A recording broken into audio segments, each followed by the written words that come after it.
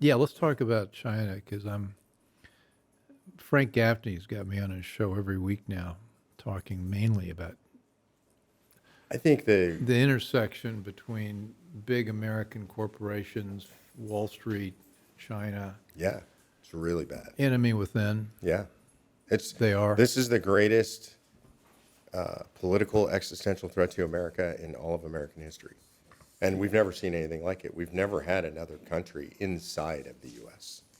like this. Well, that's exactly the point I made. He had me on a webinar last week, and that was exactly my point. I said this is not the Cold War with Soviet Union, where they were sitting over there with their arsenal of nukes, and we've got ours, and we're not really interconnected.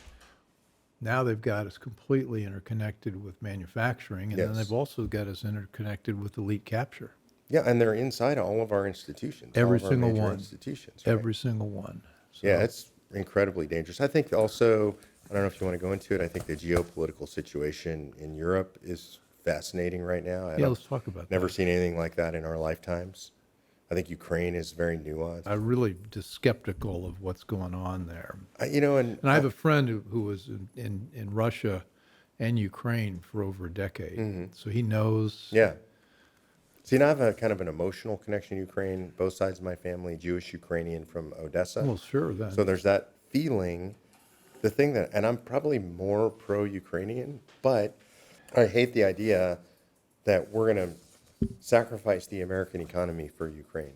Like that, I struggle. I don't get that. Well, they're sacrificing the European economy. Right. And we get American politicians on both sides of the aisle saying that Ukraine is the most important thing, period. Well, no, how about feeding American people? How And about people making sure? will fly Ukraine flags that won't fly American flags. It's incredible. We should probably be having this discussion on We camera. should be talking right now. Bill Walton Show for July 21. Welcome to the Bill Walton Show, featuring conversations with leaders, entrepreneurs, artists, and thinkers. Fresh perspectives on money, culture, politics, and human flourishing. Interesting people, interesting things. Welcome to the Bill Walton Show. I'm Bill Walton. As we all know, Washington, D.C. today enjoys almost unchecked power. And for the most part, this power is in the hands of people who respect neither our institutions, our citizens, nor especially our founding document, the Constitution of the United States.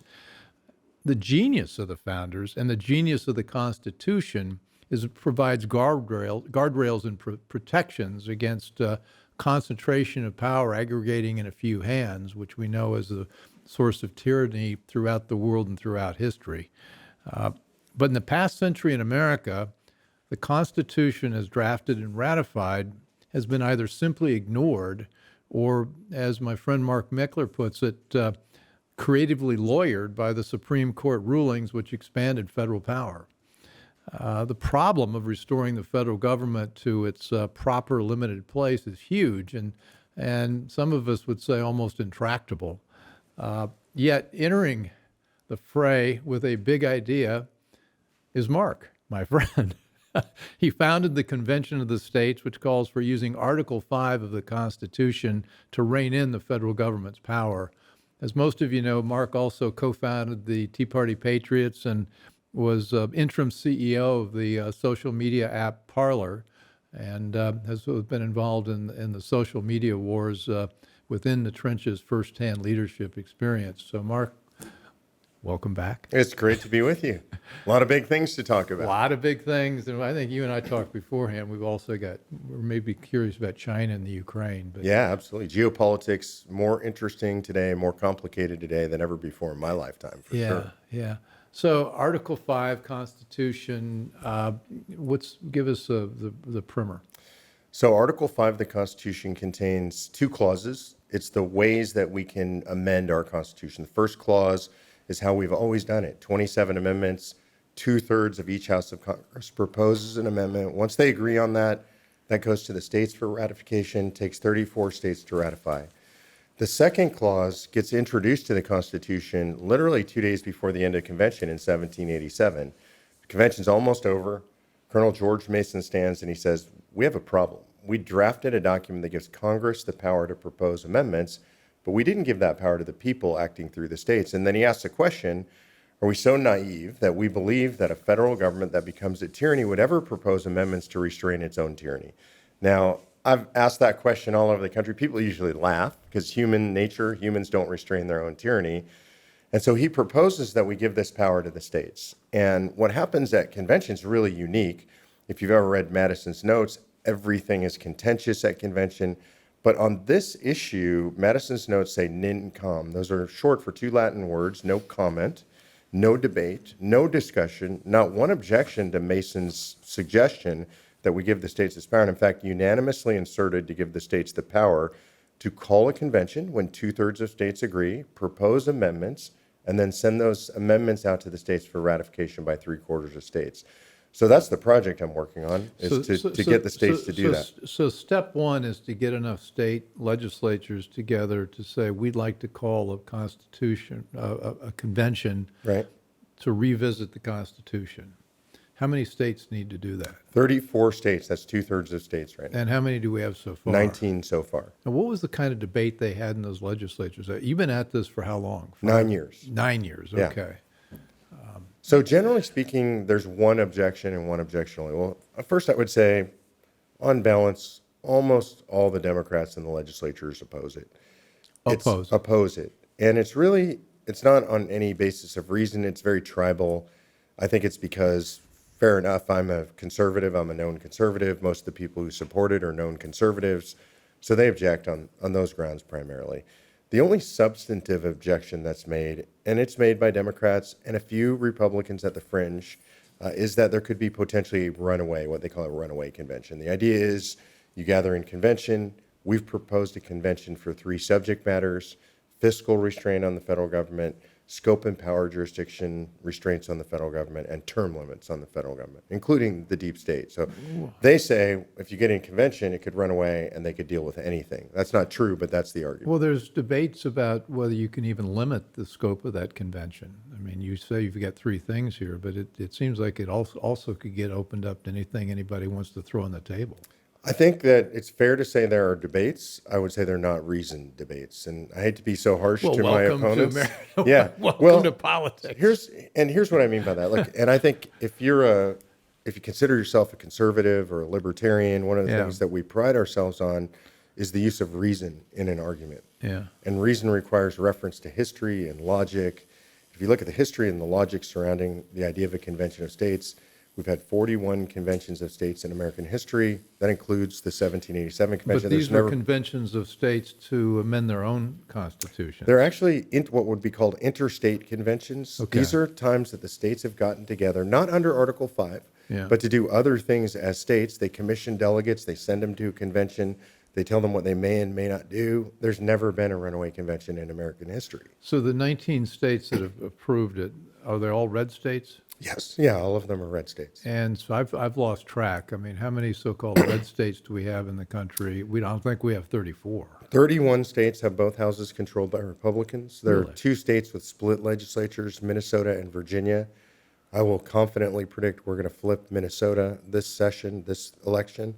Virginia will finish flipping in 2023. There's a Democrat majority, 1 House in the Senate. That's going to flip. And then I think either New Hampshire or Nevada flips as well. I think we'll be at 34 states by 2024. First off, let's anchor this for anybody watching or listening. We can find the information on your website where you've got basically a terrific summary of how that's working and who's behind it. Yeah, that's Where's called the executive website? summary, conventionofstates.com.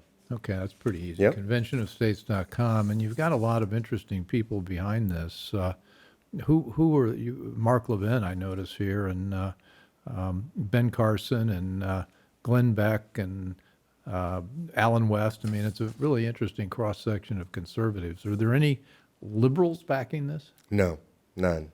And I would say again, I don't think it's not ideological, and it's really not partisan. The whole effort is just to say power should be at the states instead of at the federal government. But I think the reason that you don't see liberals supporting it, and I talk to a lot of people, liberals behind the scenes that do, but they look at that lineup that you just presented, and it's Hannity, it's Shapiro, it's it's Beck, it was Limbaugh, all of these people, and they think, I'm a liberal, I can't identify. We've got Ben Shapiro on the list. If he's here, nobody else is going to get a word in edgewise. I think that's true. He'll talk twice as fast as anybody else as No, well. it's faster than that. Yeah. And he's a good friend and supporter. He saw it way back and just said the federal government's never going to rein itself in. Well, but is there other, I mean, I worry about a runaway convention in this sense, is that you've got a list here, you've got some great things of the list which I want to dig into, like a balanced budget amendment or limiting Supreme Court justices to 9. It's not in the Constitution. Correct. Now, Congress can vote as many as it Correct. wants. And they're talking about it, right? So there's open discussion about It's packing the open, court. it's vivid, it's Right. open, it's happening as we speak. But this is a conservative wish list. This is a wish list for conservatives, libertarians, people like us Yes. who really don't want that massive. But couldn't you also have a liberal wish list? I mean, couldn't this open itself up to say, gee, we really want to mandate or have part of the Constitution this thing, something about abortion, something about marriage, whatever? No. No. No, and here's the reason. If you look at the way that the resolution is drafted, Yeah. it only allows a discussion of limitations on the power of the federal government. So it's drafted like this. The legislature of the state, fill in the blank, applies to Congress under Article 5, I'll cut through this, calling for a convention, proposing amendments, imposing fiscal restraints on the federal government, limiting the power and jurisdiction of the federal government, and limiting the terms of office for its officials and members of Congress. Is this what 19? That's it. this That's is the what model 19 resolution. 19 states have all That's passed? correct, yeah. So this is all going to go the direction we want it to go. So those are the rails. I call it the law of convention. In other words, you're going to have 34 states agree to that in advance. They're going to commission their delegations based on that because that's what their state legislatures have said. So that provides the ground rules or the guardrails for convention. In the event somebody in convention were to stand up, for example, from California, my original home state, and say, hey, we'd like to propose the repeal of the Second Amendment, well, that would increase the power of the federal government, give them the ability to regulate firearms in a much more restrictive way.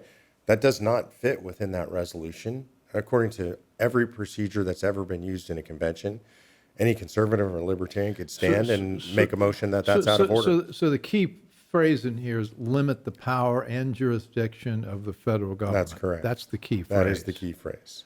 I'd almost stop with that because it seems like you could get everything else within that one. But and you've also got term limits here for Correct. officials. Now, how about term limits for the staff in Congress, and how about term limits for the administrative state? So that's crafted for that very Because specifically. you founded the Tea Party, Yeah. and at the time, 2010, and I was right there with you. The concern was we want to get people elected to Congress who are going to do the right thing. Yeah. Naive, weren't we? Yes, we were. We're naive. I was, speaking for myself. Yeah. Naive. We kind of defined Yeah. naive there because Agreed. I was right with you. But so we got a lot of the right people elected, and then nothing happened. And I think as we've watched this, what's happened is we see, no, wait a second, it's not the elected officials necessarily, it's who they get as their staff who are wizened in the ways of Washington. And then also we got this vast administrative state, Yes. which we just saw with the federal Supreme Court's EPA ruling, reining it in, that all the power was over there. So So that how do we- particular Mr. provision is Mr. drafted. Notice that it says federal officials and members of Congress. Okay. And the reason for that is, I agree with you. I'm marginally a fan of term limits for members of Congress, marginally. I'm not 100% sure about that idea. Yeah, I'm absolutely opposed to it if we don't limit the terms of their staffers and the bureaucrats as well. All we do is empower what we now know as the deep state. And so I would be opposed to it if somebody said term limits on members of Congress, but not staff and bureaucrats. I think that's very dangerous. So I think you hit on an important distinction. Well, this is the Bill Walton Show. I'm here with the great Mark Meckler, and we're talking about the Constitution, Article 5, having a convention of the states to talk about reining in the powers of the federal government, which has to happen, or fill in the blank if we don't, if we end up not doing that. So when you get into these, who is close now in the states? Who people listening or watching? What states are actively considering this? So most of the state legislatures today are out of session. Okay. Most are part-time legislatures. Right. Legislatures still in session, still considering right now would be Ohio and Pennsylvania. So those are probably the two targets on our list for the rest of the year. Possibly in a long shot basis, North Carolina, they'll come back in for what's called a veto session, overriding gubernatorial vetoes. So they could consider it then. I don't think it's likely. But North Carolina's close. We've passed it through the House there previously. We've passed it through the Senate previously. Never in the same session. They've got to be in the same session. Now, the original convention was sent with, the states were sent with a mandate that you're supposed to, I think they were just supposed to improve or edit the Articles of Confederation. Is that correct? No, and you're going to love this because you're a history guy and you appreciate history. I think most people would say that's correct. And I think that's what we were taught until we actually discovered the truth about 10 years ago. Professor Rob Natelson was the first person ever to pull from the National Archives the commissions of the men sent to convention. They actually came with documents that said what their authority was and what their power was. Imagine being the first to open that drawer, pull those documents out. And what the commissions say on 7 of 9 of them is that Who wrote the commissions? the states themselves, States, state okay, all right, legislatures. yeah, So good. they're saying to their delegates to convention, here's what you may and may not do. 7 out of 9 of the states said that the commissioner has any and all authority necessary to render the federal constitution adequate for the exigencies of the union. There was no limitation on their power. This idea that they were sent to amend the Articles of Confederation comes because after 7 states do this, Congress weighs in. And often, as you know, Congress today is behind the American people, right? They see something happening, they try to jump in front of it. They issued what they even phrased as "we recommend." It was a recommendation to the states. They had no authority under the Articles of Confederation to call a convention or propose amendments. So they recommend that the states gather. They use the same language, but then they also add the phrase "to amend the Articles of Confederation." So that's where this idea that these men exceeded their mandate comes from. It's absolutely untrue and frankly builds a slander on the framers of the Constitution. These were men who deeply believed in the concept of honor. The idea that they would all just blow off their states and their commissions is pretty outrageous.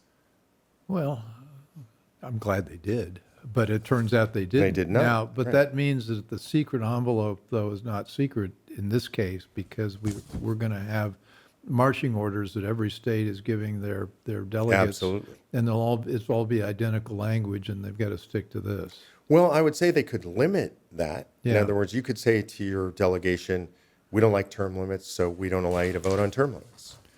I always wonder, I wander into these topics, and I know so little. I'm not trained as a lawyer. Right. You are.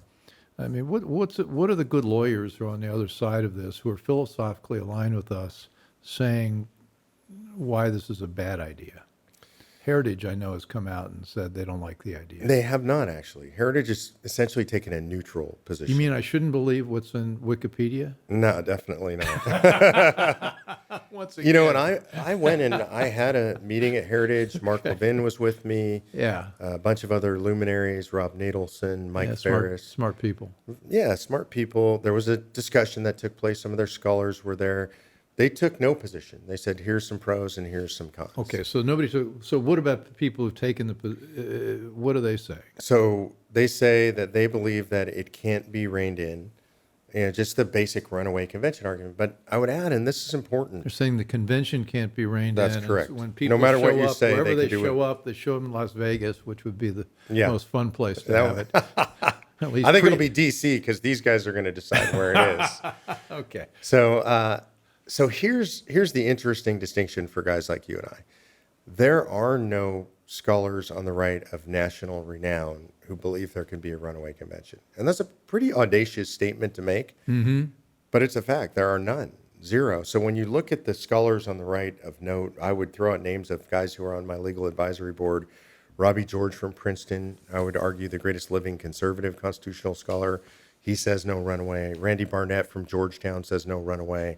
So it's not that you can't find any lawyers who will say it, but they have nowhere near the stature, renown, publication, reliance by the legal community as the people who serve on our legal advisory board and say, it can't run away. That's ridiculous.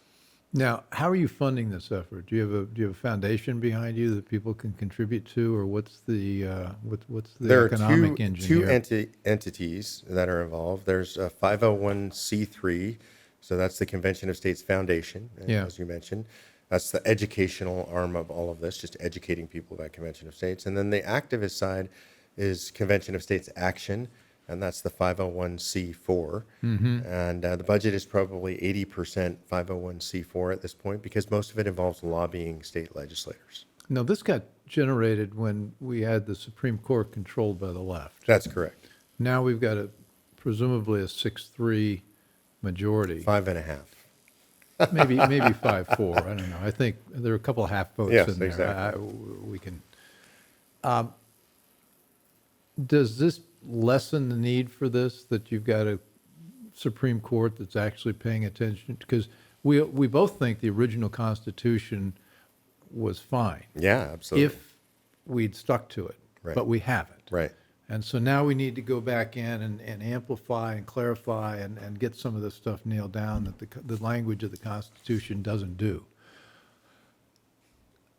Is it as necessary now that we've got these rulings? For example, the EPA ruling, which to me was the biggest one. Yeah, I agree. Interesting. I mean, I would say morally, you've got the big ruling in Roe versus Wade, but if you want to look at what's going to have the most long-term effect on our country from a governing perspective, it's clearly West Virginia versus EPA. Yeah, Roe v. Wade was the big moral Right. ruling, but But that didn't really eliminate government it. It structure- just sent the debate back to the states. In an interesting way, they're both sort of federalist decisions, right? Because West Virginia versus EPA says you don't have the power to do that, so it's about separation of powers. If they're not doing that, that stuff mostly ends up back in the states, right? Or it has to be legislated upon at the federal government. So the question is, do we still need this with a court like this? My answer is unequivocally yes. I'm just glad to have the Supreme Court in this fight. Here's why I say yes, as a lawyer especially. To get cases to the Supreme Court is hard. It takes a lot of time. It takes some good luck. It takes the right fact pattern, the right plaintiff, the right circuit court, the right lawyers, get to the right makeup of the Supreme Court to get these things done. And then we don't always get them done all the way that we would like to see them done as conservatives. And sometimes, frankly, because the court is doing good conservative things, I'm of the mind that the court has done some things that I think are legally correct where I still don't like the result, right? Yeah. But as Yeah. a conservative, I say that's the correct legal result. So the calling a convention allows us to do bigger, broader things more rapidly than the Supreme Court can do. I think we're now allies in this fight. So you've answered my question, I think, about the runaway part. One of the things that jumped out doing a little research was that in 1949, 6 states, California, Florida, proposed an amendment that enabled the United States to participate in a world federal government. Terrifying, huh? Terrifying.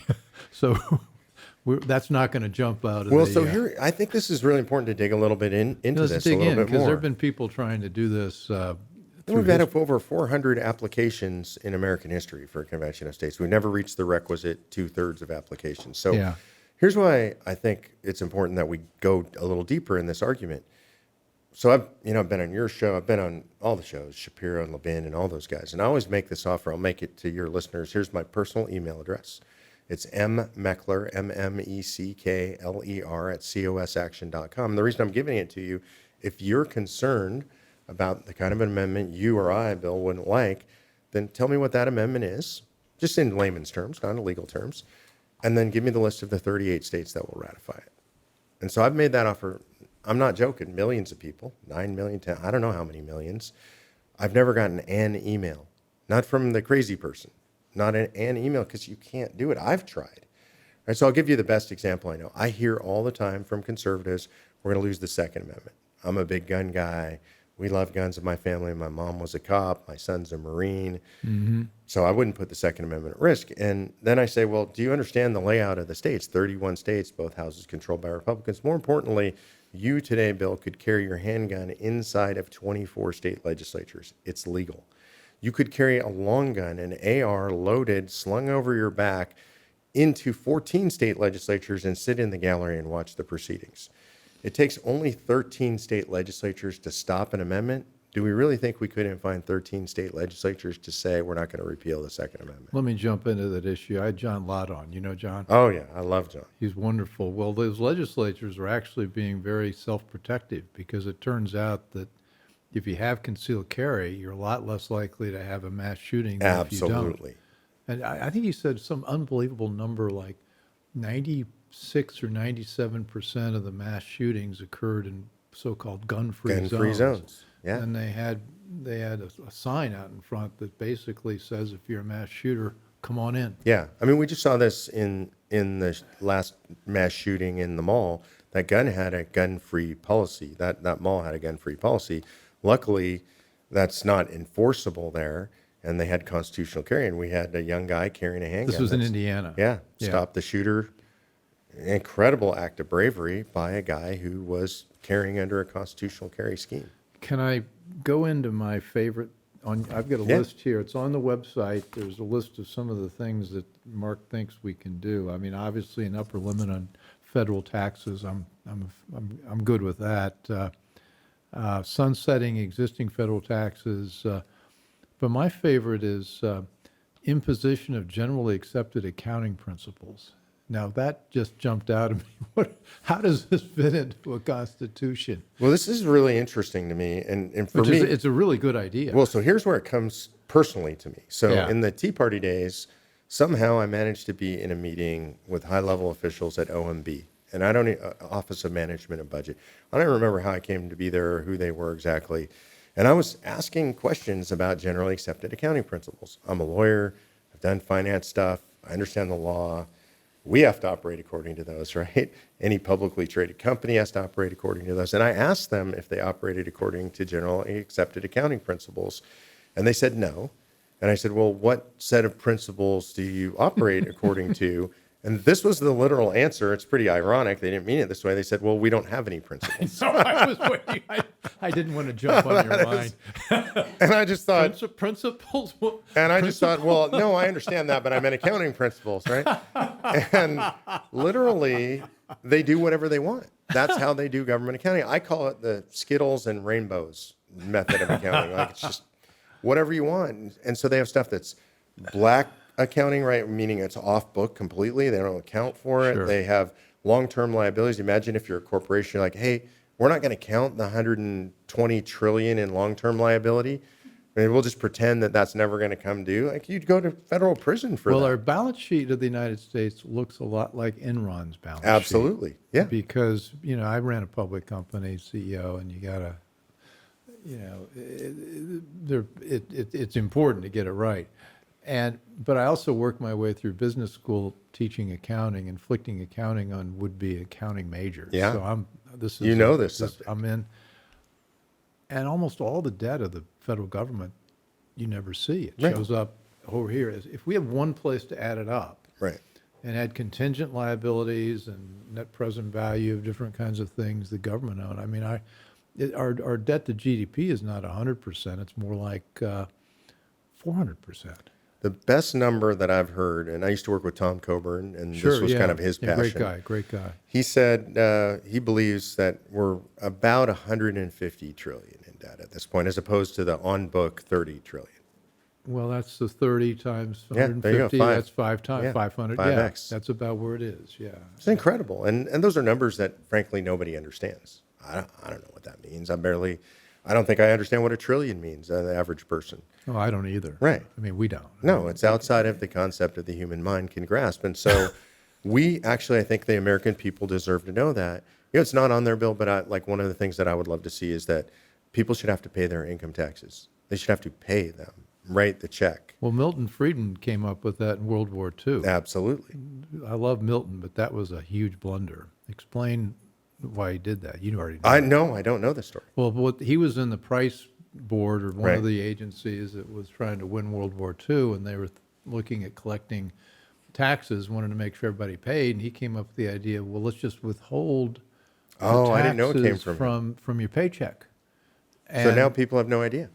And if you could do any one thing to make people aware of the taxes they pay, is don't have it withheld, have them write a check out to FICA, have them Yeah. write a check out to health, all the different. People would be angry. Yeah. That's what would happen immediately.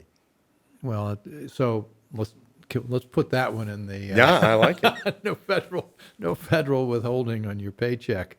And of course, I've got Kenny here. He's an independent contractor. I think people are independent contractors. I think are a lot more aware of the tax burden that. Yeah, they know that the we pain have. because they're cutting the checks. So I'm wondering, maybe a little off our Constitution, our Article 5 convention, but could you really put something like generally accepted accounting principles into the Constitution? You could, but I think that here's the danger in that.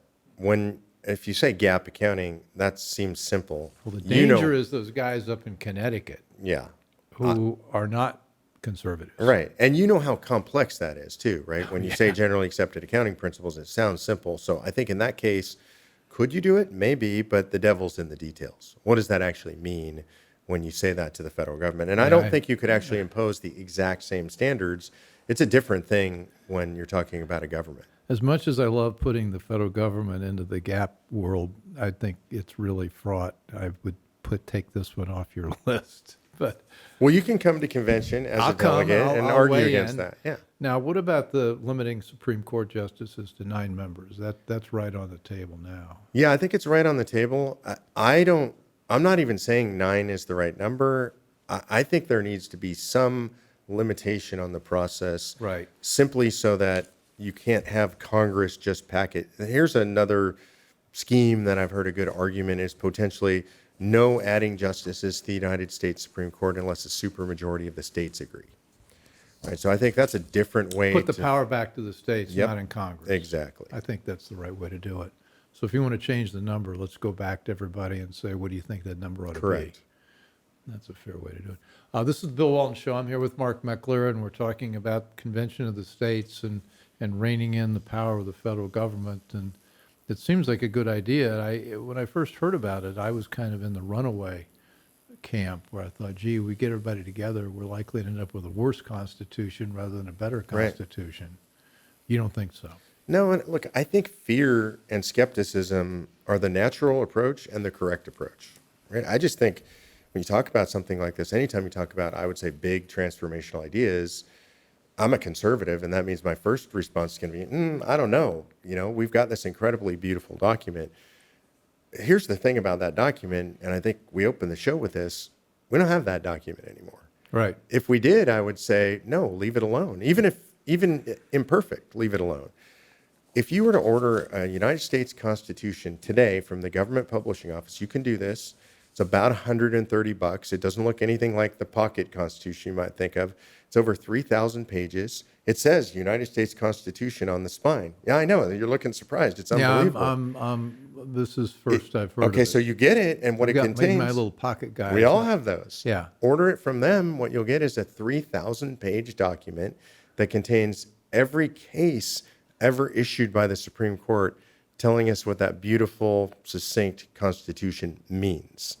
And in there is everything you and I don't like. It's the expansion of all federal government power comes out of cases issued by the Supreme Court. The expansion of Commerce Clause interpretation, the expansion of necessary and proper clause. So it'll take the language of the Constitution, it'll drop a footnote saying, except in all these cases where we've gutted it.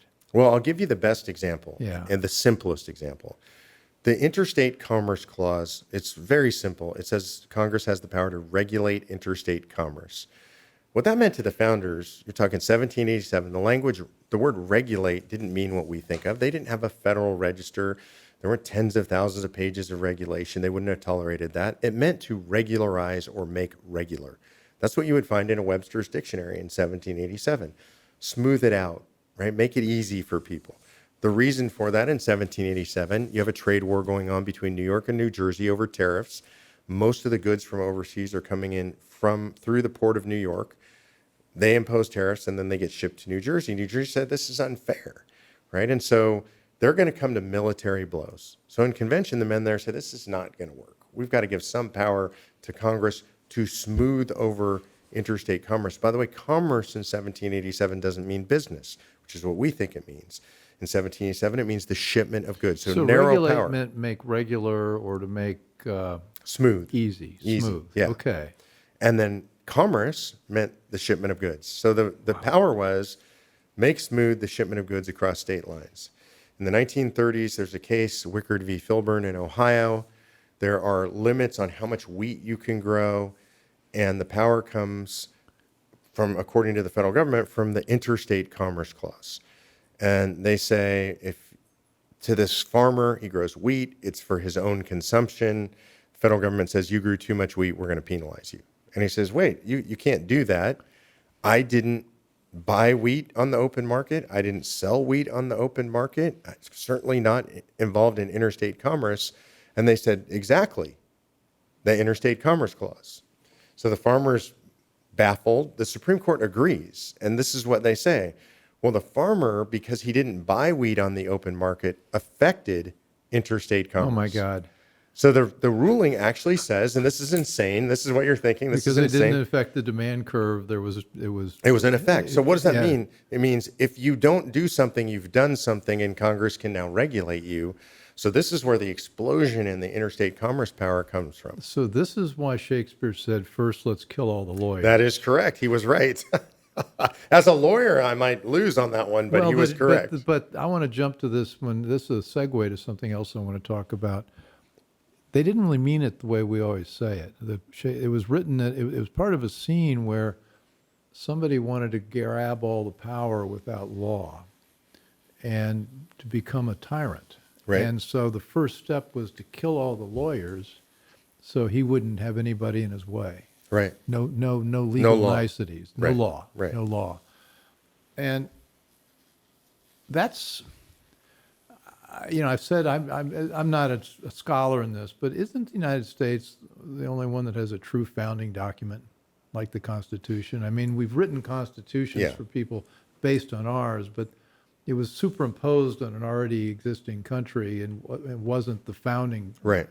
document. Is that accurate? That's generally accurate. And I think the distinction between our Constitution and all other founding charters, literally ever, is the idea that it was intended to be used as a weapon or a limitation against government.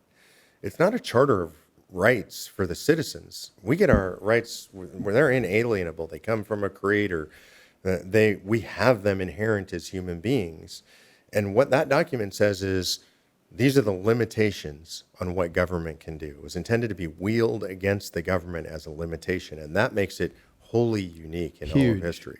It's very important, Right. and nobody understands that. It's to protect us. It's not, people think, well, let's get rid of the Constitution so we can get all these things we think are desirable. Well, that can be turned very quickly without one. Yeah, and the original Constitution had 17 enumerated powers. Yeah. And it said everything else is left to the people and the states. Today they have 17 million powers. I don't know how many, and that's all a creation of the courts. So you and I wanted to talk a little bit about China. I don't want Yeah, to. I do. What else should we cover on the I think we've done it. I convention? mean, if folks want to go deep, they can go to I'm persuaded as conventionestates.com. much as based on what you said. I think this is a good idea. One last question. Yeah. We have 19. We need 34. What do we do to get there? We continue to build the grassroots. That's the main thing. That's what I'm an expert at, really, is grassroots activism. Sure, And yeah. my experience is there's nothing that more grassroots can't solve. And so I get into a state, we get close, double the grassroots army, we'll get it done. Because that's the pressure mechanism in the politics And the of our key country. for you for grassroots is just simply getting people educated about what the issues are, and once they understand it, they want to make it happen. Yeah, we just did national polling on this, and the numbers were extraordinary. Yeah.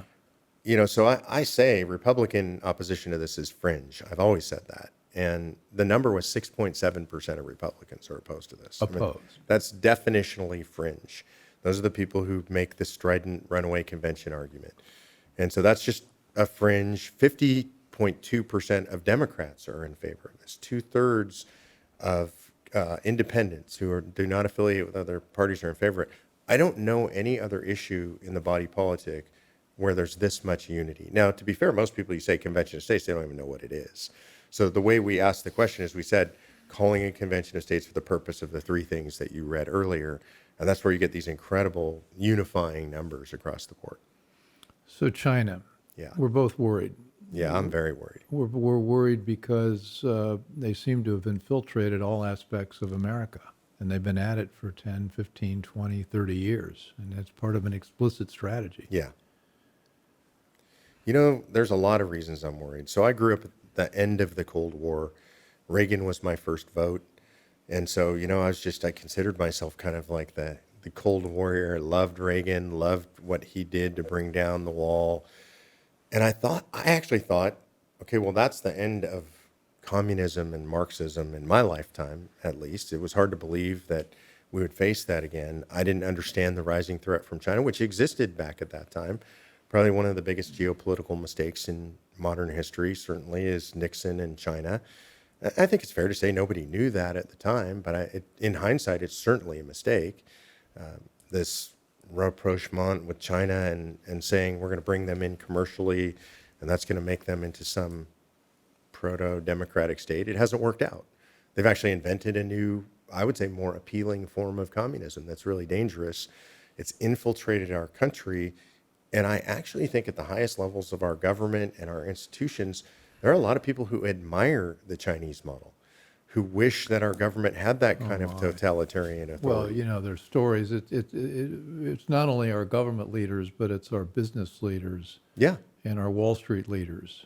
And economists, Paul Krugman, you know, lamenting, wishing our government had more power like China. Well, Tim Cook, CEO of Apple, took over from Steve Jobs, was in a room in China about 6 or 7 or 8 years ago, and he had such a awe and respect for Xi. He said, when Xi walked into the room, Tim Cook turned to somebody and says, "Can't you feel the room move, the floor moves?" And so he was just in awe. This guy, Mark Zuckerberg.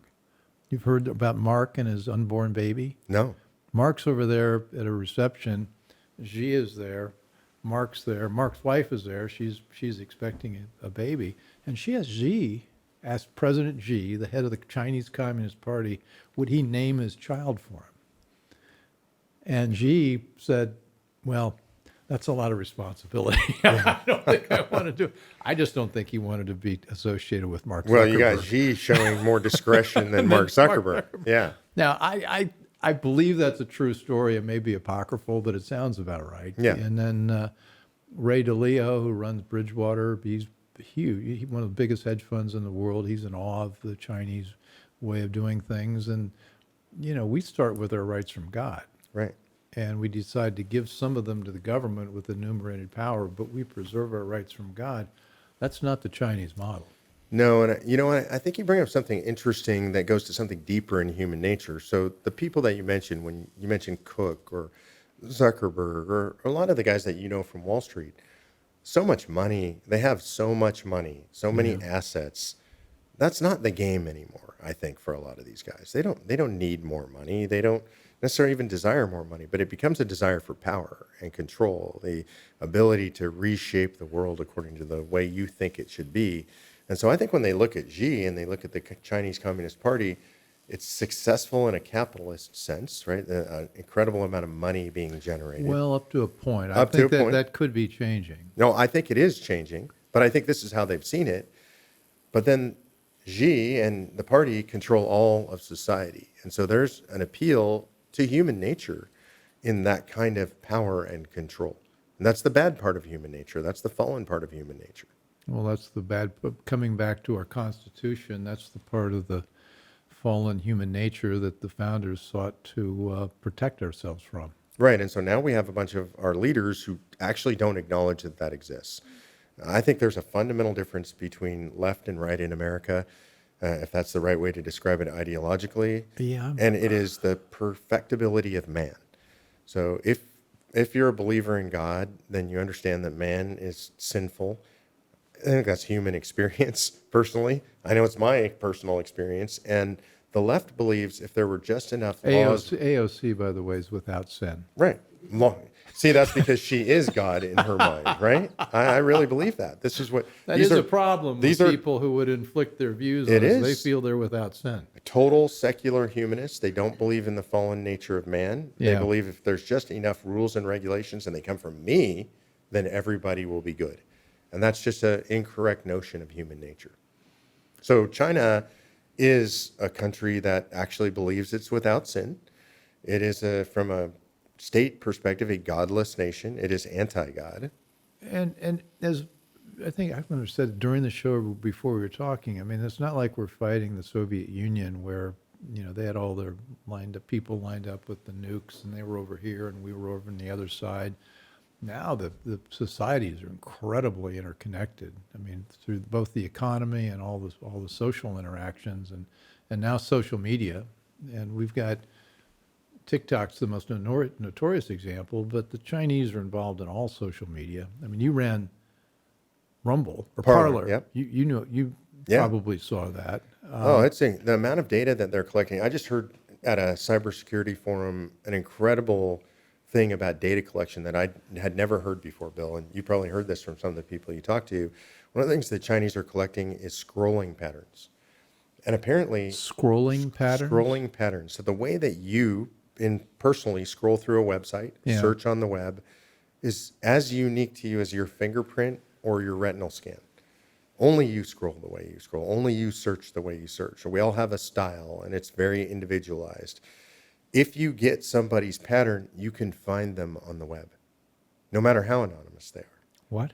You can find them because you can How search. do they do that? They search through petabytes of data for particular patterns coming from an IP address.